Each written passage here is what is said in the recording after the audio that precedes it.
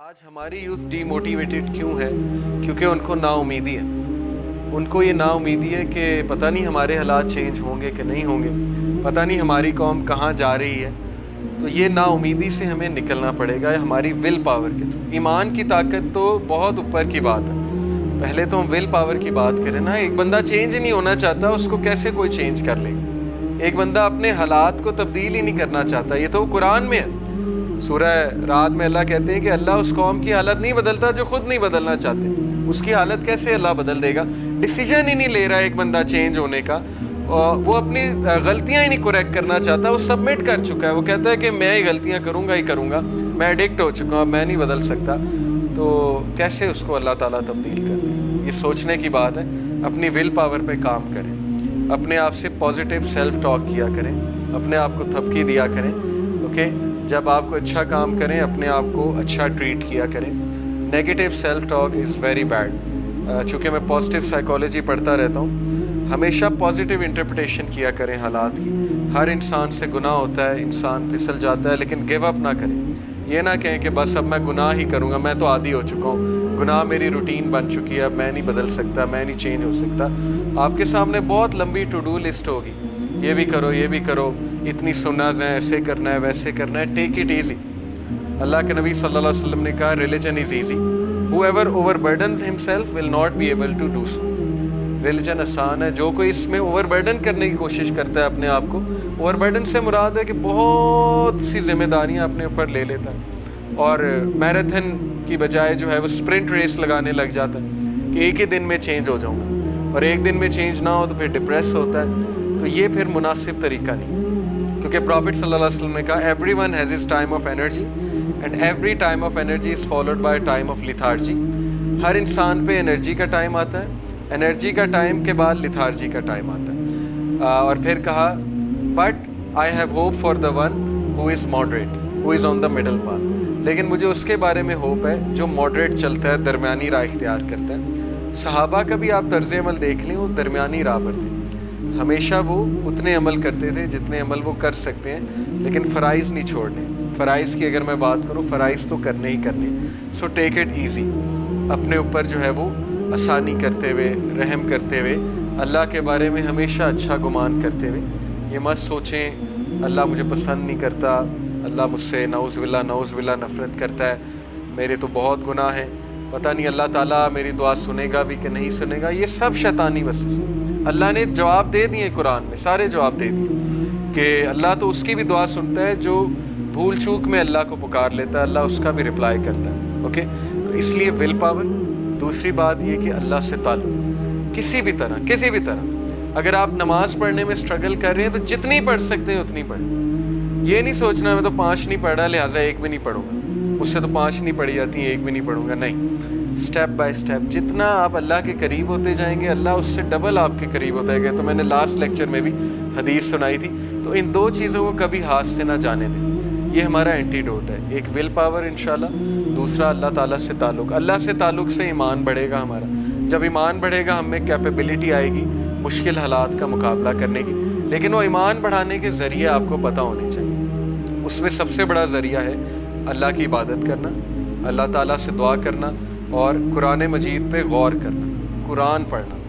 تو قرآن کی کچھ آیات میں آپ کے سامنے رکھتا ہوں. سب سے پہلے سورہ یونس میں اللہ کہتے ہیں یا ایھا الناس قد جاءتکم موعظۃ من ربکم، او مین کائنڈ، اے انسانوں، تمہارے رب کی طرف سے موعظہ، واعظ کرنے والی چیز تمہارے تک آئی ہے، نصیحت کرتی ہے یہ کتاب، انسٹرکشن ہے تمہارے رب کی طرف سے.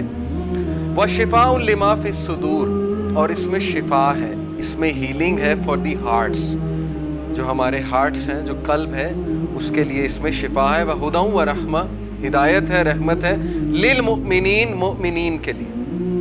مومنین کون ہوتے ہیں؟ ایمان والے. ایمان کیا چیز ہوتا ہے؟ ایمان کے 3 تقاضے ہیں. کوئی بتا سکتا ہے ایمان والا کون ہوتا ہے؟ ایمان کے 3 تقاضے. کیا تقاضے ہیں ایمان کے؟ ایک بندے میں 3 تقاضے ہوں گے تو وہ ایمان والا ہوگا. میں ایک ہنٹ دے دیتا ہوں. اٹرنس آف دا ٹنگ. سب سے پہلے ایمان کی شرط ہے کہ زبان سے اقرار کرنا. آمنت باللہ و رسولہ، آمنت باللہ و ملائکتہ و کتبہ، میں ایمان لاتا ہوں. دوسری شرط اٹرنس of the tongue, affirmation in the heart में कन्फर्मेशन, ये नहीं बस टंग से अटर हो रहा है, कन्फर्म भी है। जैसे मिसाल के तौर पे मैं कहूँ मैं पाकिस्तानी लॉ मानता हूँ, लेकिन मैं रेड इशारे पे खड़ा नहीं होता, जब पुलिस नहीं है इधर उधर मैं भाग जाता हूँ, क्योंकि अफर्मेशन नहीं है ना, हार्ट में नहीं मैंने कन्फर्म किया। मैं कहता हूँ जब तक पुलिस खड़ा है मैं रेड इशारा फॉलो करूँगा, जब मौका मिलेगा निकल जाऊँगा। तो यही होता है, मुसलमान वो नहीं होता जो लोगों को दिखाने के लिए अच्छा बन रहा है और जब मौका मिला तो गुनाह कर लिया, क्योंकि अल्लाह पे ईमान ही कोई नहीं कि अल्लाह देख रहा है, ईमान बहुत वीक है। तो दूसरी कंडीशन होती है अफर्मेशन इन दी हार्ट, और तीसरी एक्शन ऑफ द लिम्स। ये 3 चीज़ें हम अकीदे में पढ़ते हैं, ईमान का जब चैप्टर आता है, अकीदा पूरा एक सब्जेक्ट है। Number 1 confirmation, utterance of the tongue, number 2 affirmation in the heart, and number 3 action of the limbs। जब आप कह रहे हो मैं ईमान लाया हूँ, कंफर्म है आपको दिल में, तो फिर आप एक्शन करो। एक्शन क्या है? जब अजान हुई तो नमाज पढ़ने जाओ, शो करो तुम मोमिन हो। ये तो नहीं ना कि सुस्ती कर ली, कोई फैमिली गैदरिंग चल रही है तो इतना ईमान ही नहीं कि उठ के मैं नमाज पढ़ रहा हूँ, फुटबॉल मैच चल रहा है नमाज ही नहीं पढ़ी, बस घर में पढ़ ली, इसका मतलब ईमान कमज़ोर है, वर्किंग होने वाली है उसमें। ओके, तो ये मोमिनीन के लिए, ईमान वालों के लिए इसमें शिफा है, इसमें हीलिंग है फॉर दी हार्ट्स, और इसमें जो है वो गाइडेंस है और मर्सी वाला एस्पेक्ट बड़ा ज़बरदस्त है कि इसमें रहमत है। इसीलिए मैं कहता हूँ कि अपने घरों में कुरान चलाया करें, तिलावत चलाया करें। सुबह सुबह अक्सर पुराने जब मेरा दौर था, जब मैं आपके जितना था, आप लोगों के जितना, PTV चैनल आता था, उस पर तिलावत चलती थी सुबह। आज जो है बड़ा अरसा हो जाता है हमें तिलावत सुनने को मिले अपने घरों में, अपनी गाड़ियों में, अपने वर्क प्लेस में, तो हम पे रहमत कैसे नाजिल होनी। इसलिए रहमत के लिए बहुत ज़रूरी कि कुरान उस घर में चले। और देखिए इसमें जो दिलों का जिक्र है ना, कि इसमें शिफा है दिलों के लिए। दिल, कल्ब जो है ये आपका मोस्ट इम्पॉर्टेंट पार्ट है, क्योंकि कल्ब, ईमान कल्ब में होता है अकॉर्डिंग टू इस्लाम।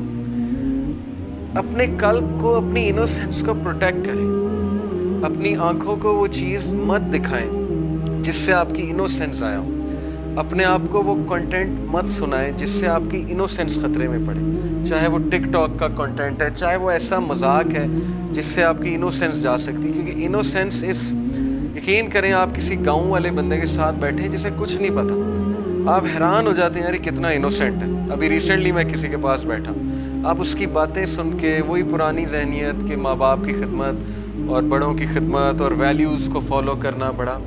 हमारा जो बच्चा है स्कूल का, हर बात में गंदा मीनिंग, इनोसेंस कहाँ गई? क्योंकि कंटेंट वैसा देख रहा है ना, हर चीज़ से गंदा में, हर वर्ड का गंदा मीनिंग, टीचर की हर बात का गंदा मीनिंग। वो टीचर को समझ आ रही होती बहुत अच्छे से, लेकिन हर चीज़ में गंद, हर चीज़ में गंद। कल्चर हमारा ये बन चुका है।